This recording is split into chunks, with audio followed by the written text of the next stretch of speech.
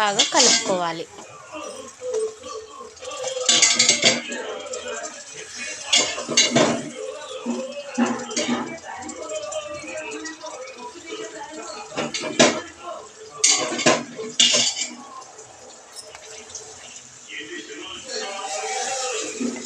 అల్లం, పసుపు ఆ కూరకు బాగా పట్టే వరకు బాగా కలుపుకోవాలి.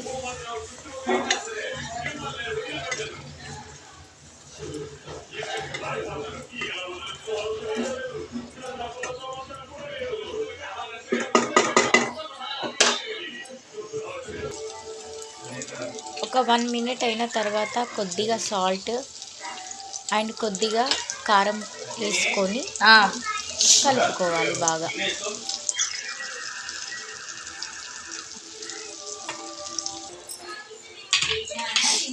తర్వాత ఒకే ఒక్క టమాటా కోసుకొని వేసుకోవాలి.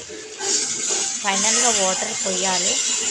ఒక 5-4 విజిల్ వచ్చే వరకు కూరని బాగా ఉడికించాలి. తర్వాత ధనియాల పొడి అండ్ గరం మసాలా, మీదికేని కొత్తిమీర వేసుకొని ఇంకా దించేసుకోవాలి. కర్రీ రెడీ అయిపోయింది. Thank you for watching.